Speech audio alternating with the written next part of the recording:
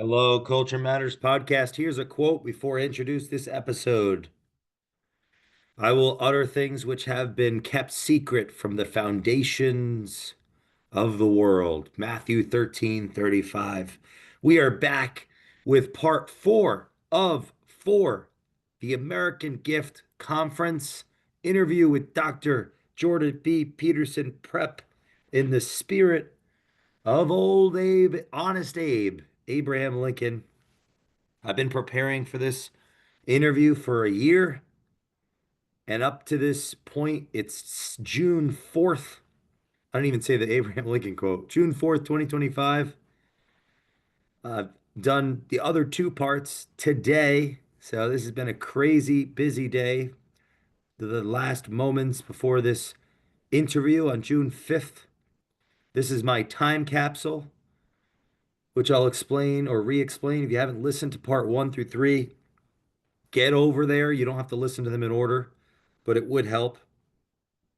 Honest Abe said, if I have 6 hours to chop down a tree, I'll spend 4 hours sharpening my blade. It's 9:29 p.m. and I want to make sure I record part four. Just left the warm up or the pre-event dinner. Hundreds and hundreds and hundreds and hundreds of old friends, new friends, soon to be friends at the American Gift Conference.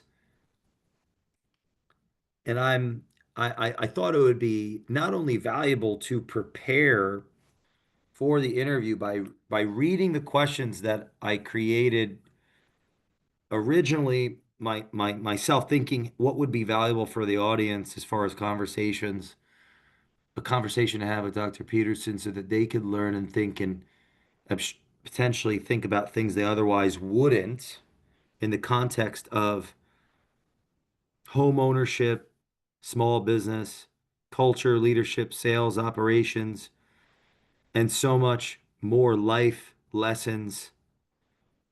And so I thought, let me read the questions and I'll answer them in a way that I think Dr. Peterson would answer them so that I can put myself in the moment before the moment happened and share with you a little bit more about me and how I prepare for things and what the spirit of preparation means to me and what I think it means for business, for life, for company culture. The prepared mind is a present mind. So the better I integrate the questions into my being, the easier it will be to be there in the moment and be open and think. We may not even go into any of the questions or of questions, or we'll cover three or one, or like any great Bible study, you get stuck in one sentence and it's 4 hours of conversation. I recall the first Bible study I ever went to. It was 4 hours of conversation around one sentence. So part four, and that was because of questions. That was because of the curiosity in the room. And I mean, ultimately, in that case, I remember I was asking a lot of questions. There was tremendous curiosity as it related to that one sentence. Part four. We've come from part one, which is what is the American gift? Why is it meaningful? Part two, what is an account executive? What is a broker? What is a realtor? How do these relationships work? Part three, how do you have a long-term partnership? Part four is aim up. Why and how? If you follow Dr. Jordan B. Peterson, you know that aiming up is important to him. It is something that he says quite often. It is in his literature.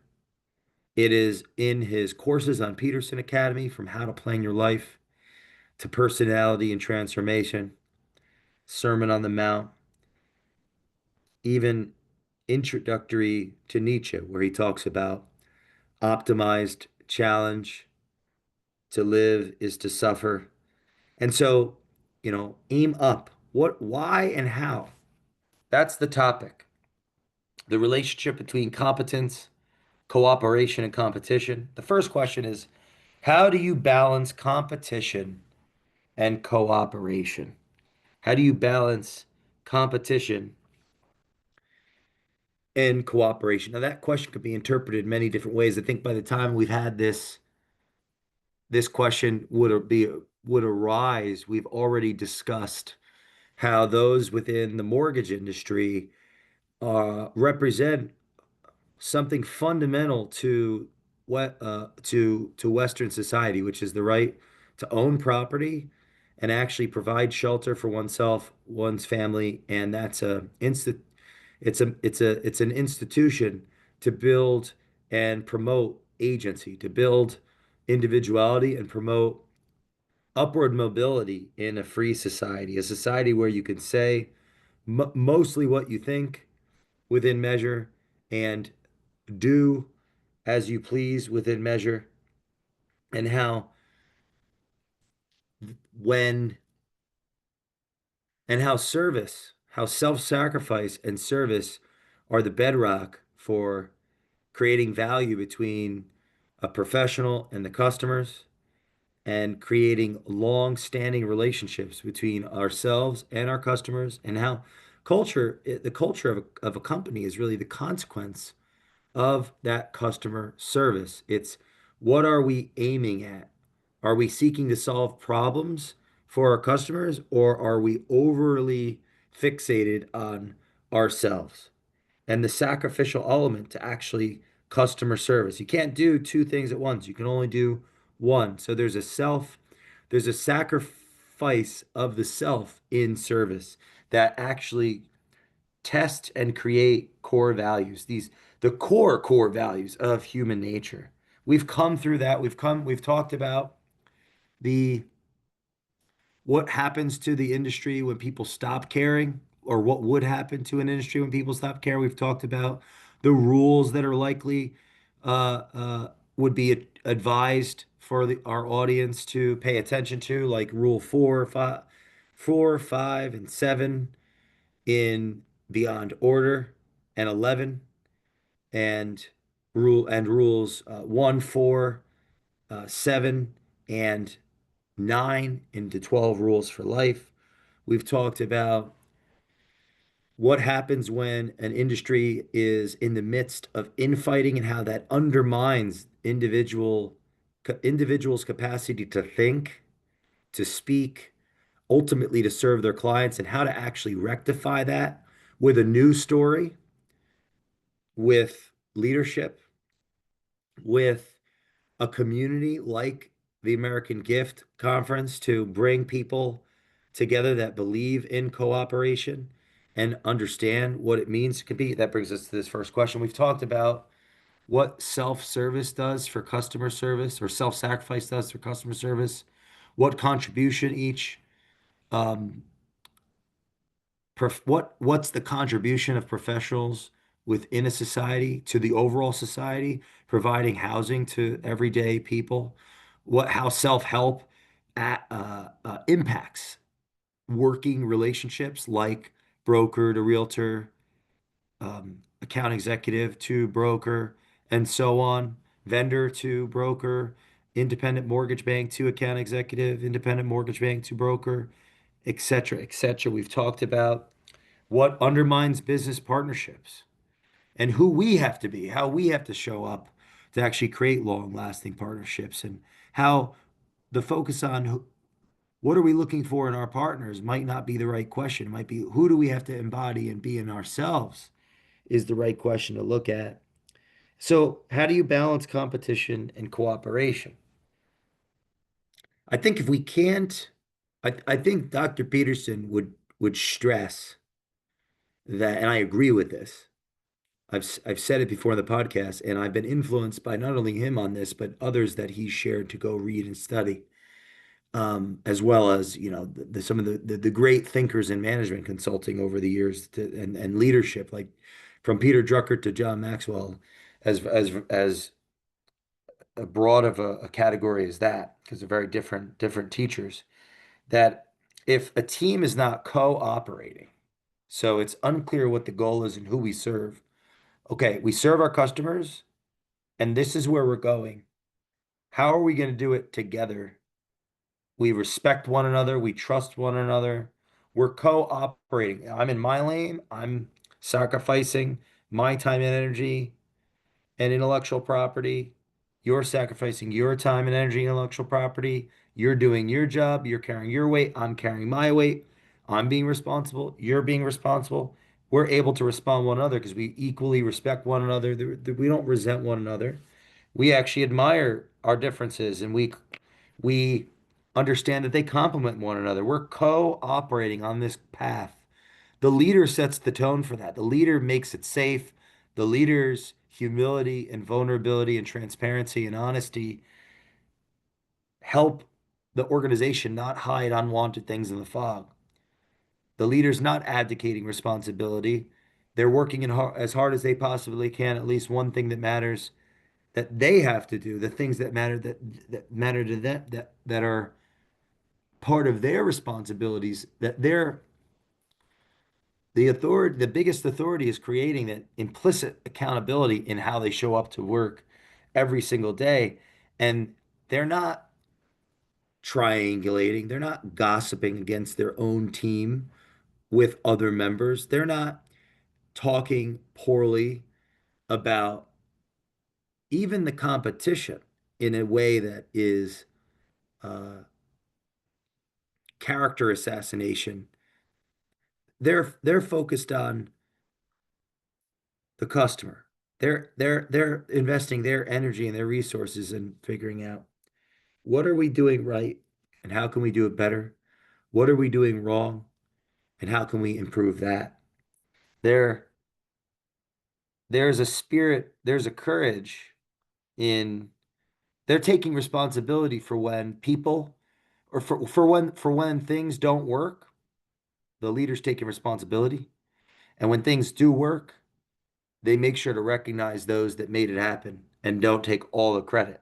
These are cliches. And why are they cliches? Because they're true. That creates cooperation when the leader takes the responsibility for the faults and they recognize in others the wins. The mere fact that a strong team is being built and those that fall behind and are demonstrating their weakness are compassionately within reason to directly communicated to move off the boat. It's a sign of respect. It's not avoiding the conflict. It's not letting it multiply. It's not casting blame and triangulating to where people end up saying, you know what, I can't take this anymore. I'm gonna quiet quit. It's having respect and showing respect, which creates cooperation inside of an organization. When an organization can cooperate, when the people cooperate with one another, and it's a strong camaraderie, and everyone is rowing in the same direction, then competition, there's enough trust and mutual respect to compete in a way that's respectful. When an organization is competing against itself, when people don't understand the jobs that their counterparts in the organization do, there lacks empathy. When there lacks empathy, then there leads to resentment, and that is there's going to inherently be an entitlement in resentment, which Peterson has taught us in Beyond Order with rule number one. If we're going to act out a victim story, we're going to get victim results where we lose our sense of self and we're just going with the crowd. We're not going to speak up. We're not going to have an aim. We're not going to speak up new thoughts. We might just speak up, the cliche, whatever, groupthink, but we aren't going to speak against the brand. We're just going to speak and for the truth. We're going to speak uh, instead of carefully critiquing something we understand and have experienced through wisdom, we will just carelessly denigrate. And all of that undermines competition. You cooperate when a team can cooperate with itself, when a company cooperates, it can compete at the highest level. When it isn't cooperating, it will end up infighting, and it's not going to be a very strong competitor for outside forces. If it is cooperating inside, but it uses divisive rhetoric and creates silos, that strategy ultimately can undermine cooperation because it's an emphasis on competition. It's using the an ideology of something with the competition to create a short-term camaraderie internally. But rather than be focused on the customer and to be best for them, it's focused on the competition and how to beat them. And the long-term outcome of that way of leadership ultimately does undermine the organization's relationship with customers and its people because the focus is on the competition and not on how it can improve for the customer. So neither of those scenarios work over the long term. So even if you organization is cooperative internally, but deconstructively competitive externally, it'll be unfocused on the customer and ultimately it'll fail. It's the tyrannical, the authoritarian tyrant. But if it's the abdicated leader, it's not cooperating internally. It won't be very competitive as well because it's also not focused on the customer. If you listen to the Culture Matters podcast and you listen very carefully, you'll hear again and again and again the culture is a consequence of customer service. It's the customer, it's the customer, it's the customer. Peter Drucker said, the purpose of a business to create and keep a customer. And that has not changed. That has not changed. The landscape has made it more and more difficult from self-awareness and a cultural standpoint to refocus on the customers because our culture is changing, work is changing, but it's the fundamental nature and the reality of business. The structure of business has not yet changed. Question two, what advice do you have on clarifying one's aim, creating a goal, and making a plan? What advice do you have on clarifying one's aim, creating a goal, and making a plan? First, you got to read Beyond Order. Rule two, imagine who you could be and aim single-mindedly at that.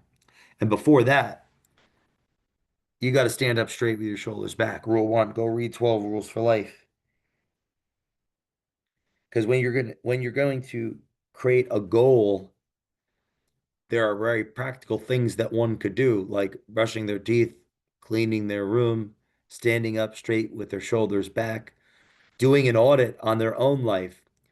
Have I been educated to my own level of ambition or talent? What does my career actually look like today? Am I living up to the expectations that my job description sets? Or is my company living up to the expectation that I have for it based on my competency, my education, and my engagement? What do my interpersonal relationships look like? How about religious? Do I have beliefs in anything? What do they look like? What about personal interests? Do I have any personal interests that I pursue on my free time? What about family? And how about community?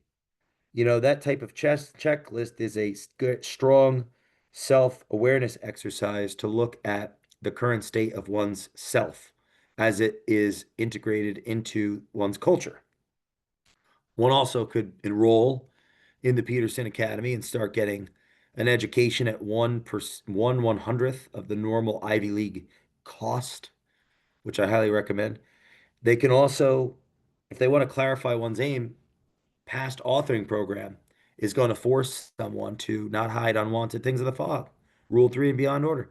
Go read that rule and go take a look because if you, as Kierkegaard said, life can only be understood backwards, but must be lived forwards. Going through the past authoring program and the future authoring program is a fast track to clarifying one's aim and figuring out where have I come from? What are my strengths? What are my weaknesses? And what do I actually want? And where can I start today? A goal could be something as simple as cleaning one's bed or uncluttering one's room or calling back the 10 people that you said you were going to call back, or doing the homework that you've been putting off, or reaching out to that old friend that you haven't wanted to do, or enrolling in school, or even going and getting a job, or looking for a new job because the job you hate, go on rule 5, do not do what you hate. You're with that job, or taking on more customers and getting working a bit more extra hours to do so, or it could be anything that is proactive, and it creates a degree of awe, or projects what we could have, right? Who I could be, who we could be. That's a goal. Now, you have a goal. Okay, I want to go there from point A to point B. We do this all day long without realizing it. What am I going to actually have to do? Well, I also have to look at what I have to give up. Every goal comes with a sacrifice. What do I have to give up? Because there's only so much time and there's only so many things that can be done, but there's an infinite amount of things that can be done, but there's only there's a limitation of time.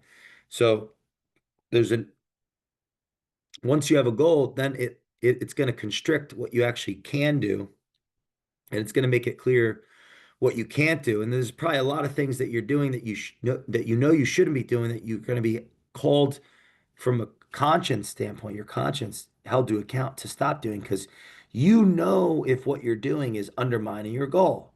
So that's where you have to hear your conscience. Now that you have to listen to rule number 8 in 12 Rules for Life. Tell the truth, or at least don't lie. You can't lie to yourself. You have to tell the truth, or at least don't lie. You can't lie to yourself. So then you actually have to stop doing things that you know you shouldn't do, and be able to actually say no to things that you want to do, or things, yeah, that come to you. And that's having more order. That's standing up straight with your shoulders back. That's treating yourself like someone you are responsible for helping. That's making friends with the people. That was rule 2 and 1 and 12 rules. And rule 3 is make friends with people who want the best for you. You have to actually potentially get a new group of people around you to be able to actually clarify your aim, create a goal, and make the plan and stick to the plan, because the essence of strategy is in the execution. I think that's Michael Porter. Strategy is execution. Executing it is going to be going back to that checklist. Do you know what you're doing? Do you know enough? How are you learning? How are you self-improving? Who's in your life? What allies do you have? Do you have mentors? Do you have mentees? Do you have advisors? Do you have peers? Are you working alongside other people that are motivated to accomplish something that is value add, that's moving you towards your idealized self? It's being humble, it's being vulnerable, it's not being a victim, and it's choosing the courage to look at the scary parts, to admit where you're wrong and where you've been messing up, and tell yourself, I'm gonna make it right, and this is what I'm gonna do, and this is what I'm doing. And then it just comes down to sitting down and doing it. Just like this podcast. I almost hesitated. I had to have high energy coming from the pre-event dinner, hundreds and hundreds of unbelievable people. I had to step out. I could have just stayed longer, talked to more people, and had fun, and rationalized that that was work. However, and it is, this is something that I said I would get done, and it's best that I get it done tonight so I can make some work calls after this, get some sleep, and be at the best chance to do the best job tomorrow, working all day at the American Gift Conference, taking notes, listening, observing, doing what I am responsible to do in this culture as a culture advisor, consultant, and leader in authority in that way, and influence. That's a great opportunity that I am not going to let my ego or my impulse undermine that opportunity. And so I've got to make sure I'm prepared for the conversation, the interview tomorrow with Dr. Jordan B. Peterson, and I'm not going to and so I have to fulfill all my obligations. So it, you can't be in two places at once. You have to make the choice. Now, can you try to do a little bit of this and a little bit of that? Sure, that's where creativity comes in. That's where efficiency comes in. That's where thinking comes in. That's where planning comes in. That's where I like to just something. This is me talking now. Like I like to practically. I put everything in my calendar. This is not Dr. Peterson talking. This is Jay. Like I put everything and I check it off. It's all color coded, and if you can see, it's color coded on YouTube. I check it off, and I'm on June 4th. I still got to fill in a bunch of things. I have to update them from today, but I'll take red. Oh, that's a podcast. That's done now. I'll write done. I'll do a check mark. I'll turn it green and I'll save that. And now it's in there. I can look back at the end of the year or whenever next week. What did I accomplish? Okay, I check mark. Everything gets a check mark. Purple goes to green, red goes to green, blue means this. Each one is color coordinated. And I've got to update. We just did this is podcast recording of the year 146. 146. I had in my calendar I was going to do it 5 p.m. Eastern, and now I'm doing it at 9, and I'm just going to update that, and now it's in the calendar. Last question of this four-part series. You haven't listened to part one, which is about why tag and why it's meaningful. Part two, it's about the broker, the AE, this, and I added the realtor after listening. Or part three about how to have long-term partnerships. Go listen to those episodes on the Culture Matters podcast. Last question. What is the value of being a part of a community like the American Gift in your view? I think Dr. Peterson would talk about how he's a member or and a contributor and a leader in the Alliance of Responsible Citizenship as an example, and how a community could change the world. He talks about eighth, in his fourth lecture on Peterson Academy, how to plan your life, how 10 people that tell the truth. That's all it takes to save a culture from oblivion. Because in totalitarian cultures, I'm looking up this quote, Alexander Solzhenitsyn quote. In totalitarian cultures, everyone is lying all of the time. Everyone is lying all of the time. But there's an Alexander quote about telling the truth that I want to read. And community is about creating platforms for truth. The quote here is by Alexander Solzhenitsyn, the writer of the Gulag Archipelago. One word of truth outweighs the world. You can resolve to live your life with integrity. Let your credo be this.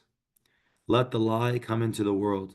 Let it even triumph, but not through me. Wow, what a profound.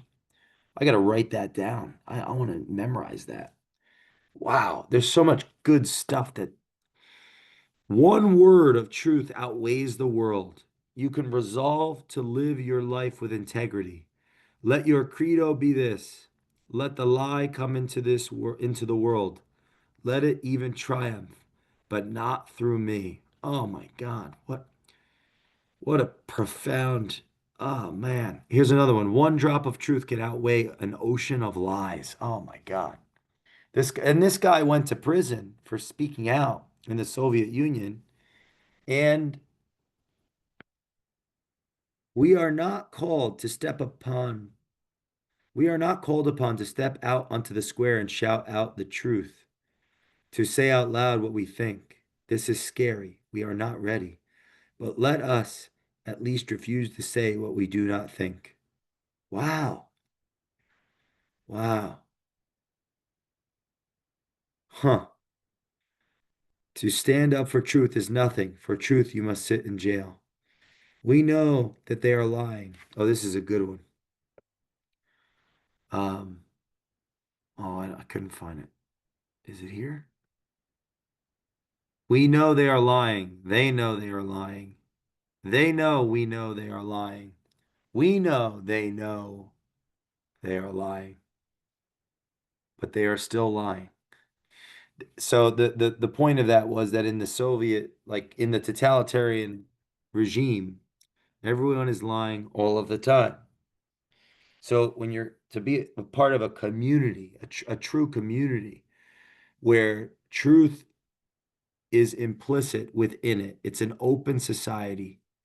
It's a it's an archetypal component of human nature to gather and this is the Sermon on the Mount course in Peterson Academy. Jesus got on the sermon he took the mount, and he's on an elevated height, and he's sharing the word and the truth. And human beings need that. We think about it. We gather, we get together, we go in an audience. There's people that are hand selected to share what they think on panels, on keynotes. And those are the people we look up to. We aim up. They're sharing the word.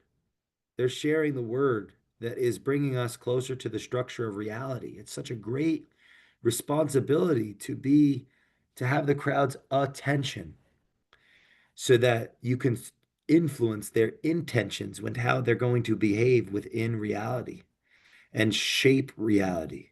There will be consequences for what we say, what we think, that we think or we don't, that we speak or we don't, how we lead or we don't, what we do, what we don't do. There will be consequences. We will reap we will reap what we sow. One man who stopped lying could bring down a tyranny. Let the lie come into the world, let it even triumph, but not through me. That's Alexander Solzhenitsyn. Yeah. Alexander Solzhenitsyn famously emphasized the power and importance of truth, even in the face of hardship. He believed that one drop of truth could outweigh an ocean of lies. He also stressed the courage required to speak truth, highlighting that one word of truth could outweigh the world. What an emotional. Oh man, this is powerful. Yeah, I love this one. We know that they are lying. They know that they are lying. They even know that we know they are lying. We also know that they know we are lying. We know that they are lying. They know that they are lying. They even know that we know they are lying. We also know that they know we know they are lying too. They, of course, know that we certainly know they know we know they are lying too as well. But they are still lying. In our country, the lie has become not just a moral category, but the pillar industry of this country. Alexander Solzhenitsyn. I think Peterson would highlight the fact that community is fundamental to the individual self and its progression on the most on the most individual level for faith, family, finances as a consequence of that economic exchange. And the fruit of the nation is revealed with how communities gather and disperse, and how truth is um, pursued by communities. And if you look at every industry and you know, if you look at every industry, every culture, how the cultures are governed and the relationship between the governing structures and truth from the bottom individual, how people gather, what they do, how they show up, what they say, what they can't say, what they can't say.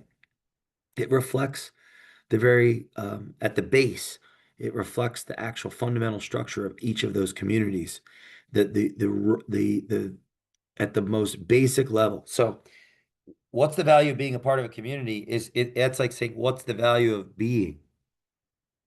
It's a component of our human nature. It's our nature to gather and to tell each other where to go, where we're going, and why we think others should follow us here, and to as well as it helps each of us reorient ourselves in our lives, in our own lives. So in a business context, it's re-clarifying our aim. Am I doing the right things? I'm going to go home and try this. I'm going to try that. I'm going to do this. I'm going to do that. It's so deeply embedded into the core of our being. We just keep doing it, keep doing it, keep doing it. And we're acting out things we learn in these gatherings that we don't even realize we're acting out. And we're meeting relationships that'll be relationships for the rest of our careers, the rest of our lives in these communities. So to be a part of the American Gift Conference is to be a part of your own nature. If you're listening to this podcast, share this with a friend who loves Dr. Jordan B. Peterson. Go listen to part 1 through 4, 1 through 3 rather. Go listen to Beyond Order parts 1 through 14 and Peterson Painting parts 1 through 7. Please, if you want more of this, share that, leave a review, and we will see you next time on the Culture Matters podcast.